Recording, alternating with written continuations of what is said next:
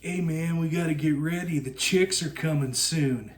No, not those kind of chicks. I'm married and this is a homesteading channel.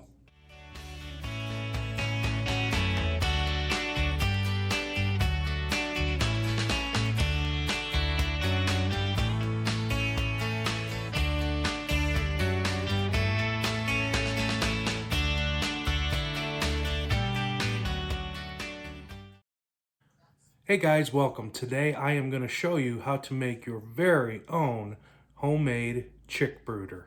Now, what is a chick brooder exactly? Well, basically, it's a nursery for your chicks to walk around, to eat, to drink, to stay warm, to grow up nice and healthy. Now, it's exciting when you get your chicks home. You have these little fluffy bundles of joy that you love, and the whole purpose of it is so you can get from little chicks all the way up to this right here. But there are things you want to do to make sure that they grow up nice and healthy. And there's going to be some components that you have to make sure you have in your brooder. Those components are food, water, warmth, and make sure that it's dry.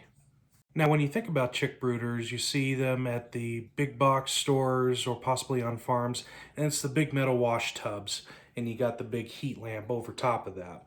You don't necessarily need that when you're doing an urban homestead or if you're doing chickens on a smaller scale. Let me kind of show you what I got here. So what we did is we basically just took a really big tote that we could find, and what we did was we cut a hole in the top. And from that, what you need to do is go ahead and put some hardware cloth in. This is especially important if you have animals like cats or dogs that maybe might get into it. A lot of people secure theirs with zip ties and whatnot. I'll be honest, guys, what I did was I used Gorilla Tape, not duct tape, but Gorilla Tape, very strong stuff, and just kind of taped it on there. And if you look at the bottom there, that's going to be your bedding. Now, you can use a bunch of different types of bedding. Some people will use pine shavings. Some people even use a paper towel. What we find works best for us is hemp bedding. It's extremely dry. It's good for them to get their footing on, and it just takes a while for it to get to a point where you actually have to change it out. And the goal is we want to keep these chicks nice and dry. Now you might be thinking to yourself, what in the world happened there? Well guys, that brings me to my next point. Heat. You've got to have heat for your chicks. When they first come in, all they have is their little downy feathers, and they don't have their pin feathers that have come in yet, and they can't self-regulate their body temperature. So you really got to keep them really warm for the first couple weeks. Normally you want to start off at about 95 degrees and kind of work your way down each week about 5 degrees. So the first week that you get them, try to keep it at that 95 degree mark. And about a week later, move it down to 90 degrees and see where they're at. Now, how do you keep the brooder nice and warm? Well, there's a couple options, and I kind of wanted to talk about that real quick. Now, one of the options that a lot of people go with to begin with is this. It's these infrared looking heat lamps. They do an okay job, but I'll tell you right now, to me, it's more of a fire hazard more than anything. And that mark that is on the brooder, that is from this. And it was not even touching the plastic. This was above the plastic and literally melted it. So people have their thoughts on these. Me personally, I don't feel it's worth it. I think we learned our lesson early on. This is not the way to keep them warm and safe. Warm, definitely. Safe, I question that. I think it could be a really big fire hazard if you're not careful with it. Now, when you're thinking about a brooder space, believe it or not, try to put yourself into the chicken's mind. Where are you going to want to go? When you're outside, say it's sunny outside and you want to be outside in that sun, do you want to stay out in that sun all day, or do you want to take little breaks and be able to come out and get cool a little bit? What that heat lamp does is it makes the whole entire area very warm. Now, chicks are usually okay with being warm, but there are times where it can get a little too warm for them. And if you have that spread out all throughout your brooder, where are they going to go to cool down? We actually had an instance with one of our chickens early on when she was 2 days old. We had the heat lamp in there, and later that night, my wife came over to me and said, one of the chicks isn't looking too good. I walked over and literally saw her laying down and panting and panting and panting. Immediately, we took her out and kind of pet her for a little bit. And after a while, she seemed to kind of go back to normal. We couldn't figure out what was going on. But then an expert kind of tipped me off to it. She got too hot and she had no place to go to get away from that. So it's important to have heat for them, but it's also important to have a place where they can go where they can't get overheated either. So what did we want to use in place for this year's chicks? Well, we decided to use one of these electric brooders. And what it does is it just heats underneath. So what it's going to do is it's going to give them the opportunity to go underneath there if they are too cold and huddle up together and get warm. And if they get too warm, they're also going to have that opportunity to walk out and get to their food and get to their water, which is what you want. You want a spot where it's going to be warm, and then you want a spot where they can venture out and get to their food and water. Now, these are going to be a little bit more expensive than your typical heat lamp. If you want my humble opinion, I do think it's worth it to get these over that, just because of the fire hazard.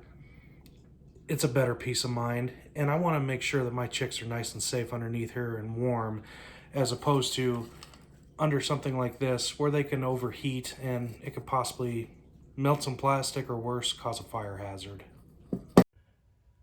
The food you're going to want to get to start off is literally an organic chick starter. Now, you don't have to go organic if you don't want to. This is just something that we're choosing. Now, there's many different types out there. There's crumbles, there's organic, there's medicated. We tend to stay away from the medicated. We really want to try to not have any medications or anything in our girls and try to keep them healthy naturally.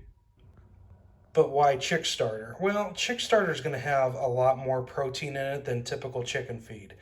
And you want a lot of protein. Why? You want those girls to grow up quick. You want them to bulk up. And that's what's going to help them to help regulate their body temperature. You want them growing up nice, big, and strong. Now for food, there's a couple things you can do. You can just pour their food into a bowl. But I'm going to warn you right now, that food's going to get kicked out and scraped out really quick, and you're probably going to find a lot of poo in it. So what I recommend is going with something like this. You can get this usually at most big box stores, homestead stores, mom and pop stores. Mom and pop preferably if you can. But it's something where you can fill it all the way to the top and they can peck in there. It's going to make it much harder for them to scratch around and spread that food all over the place and just waste it. Water, same thing. You can try putting it in a bowl. I don't think, however, that's necessarily the best idea, because what happens is with really young chicks, what they can do is they can very easily drown, believe it or not. And on top of that, they just poop and everything. That's just how they are. So what I would recommend is, again, going with something like this. You can get this at same places, Big R Tractor Supply or your favorite mom and pop homestead supply store. But it's just a mason jar that you put in there, and it'll give them just the right amount of water. Now, even with this little gap here, believe it or not, they can drown in that. So what I would suggest is put some marbles or some really tiny stones at the bottom there. That way it just is a lot harder for them to try to kill themselves. Now you are going to want to clean this watering dish out, I would say 3 times a day. A big important factor is make sure that they have clean water all the time. Now, I don't know if it's their goal or just the way that they're programmed, but they will dirty this up really, really quick. So just make sure that you're shaking it out and make sure that there's a constant stream of clean water to them. Also, one of the things I learned early on, when you're doing about this much water in a mason jar, use 1 tablespoon of apple cider vinegar. And what this is going to do is it's going to kind of keep them a little bit more healthy. So food and water is covered. Now again, you want to make sure that you're checking that brooder, I would say 3, sometimes even 4 times a day. Make sure that there's no droppings in the food, in the water. Make sure that that water is constantly clean. I can't stress that enough. So once you have all those components, you're going to put them into your brooder and it should look something like this. So you're going to have your heat on one side, and this is going to be plenty. We're actually going to be getting 6. That is more than enough room for 6 to fit underneath. Have that spot for them to walk around as well, and make sure they have access to their food and water with their nice dry bedding. Guys, you're ready for some chicks. Are you ready? I hope so. Appreciate you joining us today, guys. Take care. You got this.